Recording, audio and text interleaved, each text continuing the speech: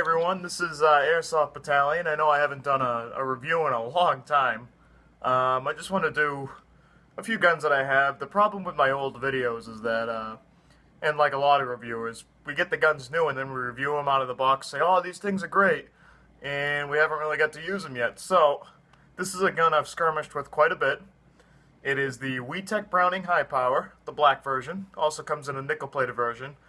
And like I said, I've used this quite a few times, so I've seen the pros and the cons of it, and I think that'll give us a pretty accurate review. Now, I know WeTech in the past, lately they've been having kind of a negative reputation for their quality control. I know a lot of people were upset with their 1911s. A lot of people hated these Browning High Powers because they said it didn't have a hop-up, which is untrue. This does have a hop-up. I'll get to that later. I've used this gun in a lot of CQB matches, and I gotta say, it's actually performed really well. It's really accurate. Chrono's around 300, 315, and it's been highly, successful the whole time I've used it. Very reliable. I got it off eBay used for $60 with 3 magazines, so I thought it was a great deal. I wasn't expecting much of it, to be honest, when I got it, because it was so cheap, but right off the bat, here's one of the first issues I noticed. There are some issues with the gun, like any, so this is one of the magazines that came with it.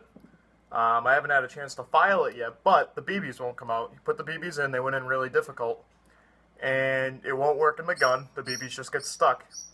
It's as if the metal in the hole here is too thick, so it needs to be filed down a little bit, and that should work fine.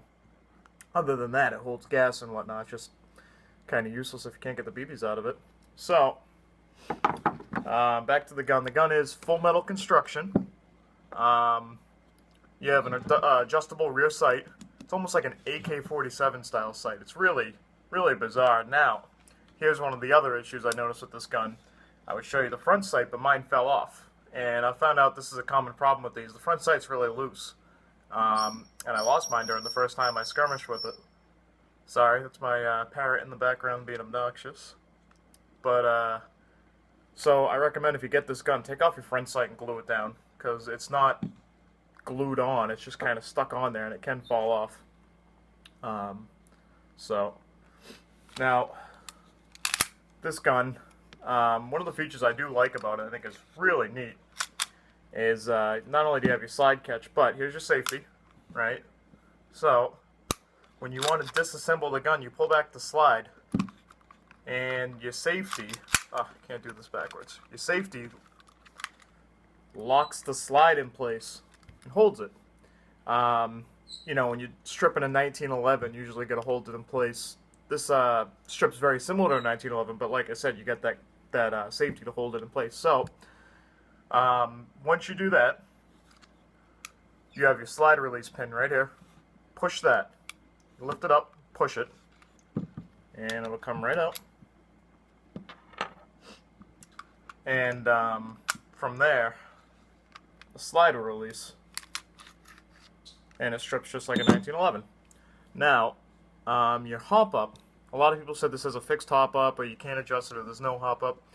It's actually this hole right here. It's got an adjustment in it. It's a little Allen key. You stick the Allen key in, and you can adjust it, and that's your hop-up. I don't know why they chose this mechanism instead of the hop-up wheel like your normal WeTech gun, but that's it. Now, the last issue I noticed with this gun, and it only started doing it recently, is that the inner barrel was sliding out on me. So, when I was playing, I'd shoot, and all of a sudden I noticed my inner barrel sticking out the front of the gun. I don't know why it's been coming loose. I don't know what the problem is there. I gotta address that issue. It just seems loose in the chamber here. So, and like I said, it only started doing it my last game.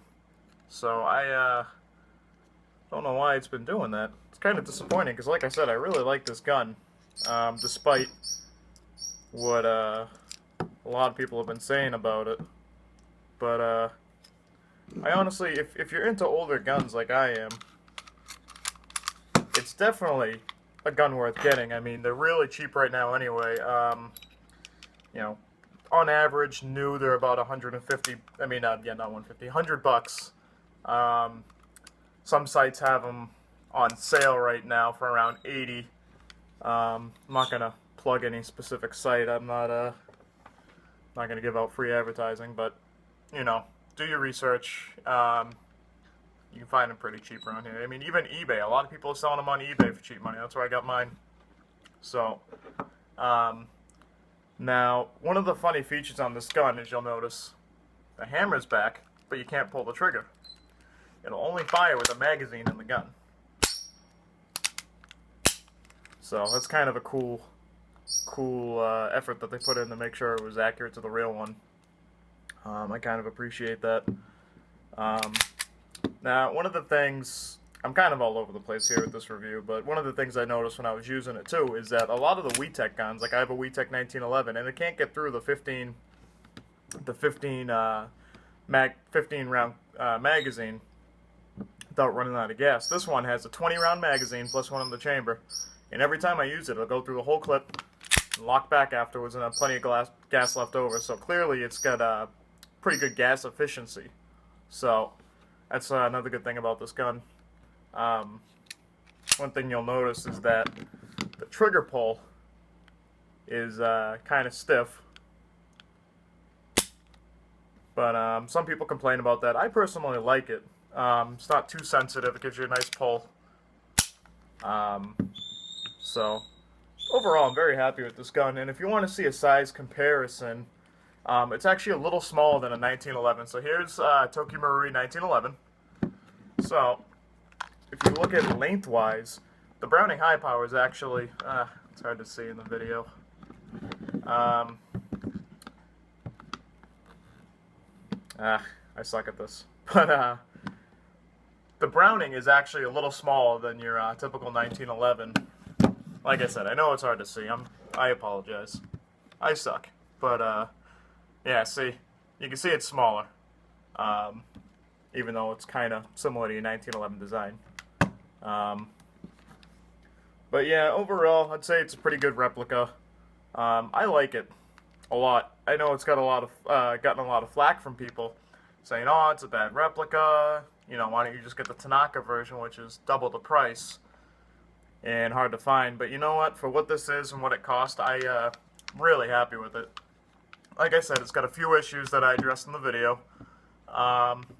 Overall, I'd recommend it for the price, absolutely. And if you're a collector, this is a great gun to have. I mean, the amount of detail on it is pretty good. There's no trademarks, no markings or anything, but I mean, you know, full metal, plastic grip gun, 100 bucks or 80 bucks, depending on where you get it. You can't complain there. So, thanks again for watching my review. I got a few more coming out, so any questions, feel free to ask. I'll try and respond to them. And yeah, have a good one.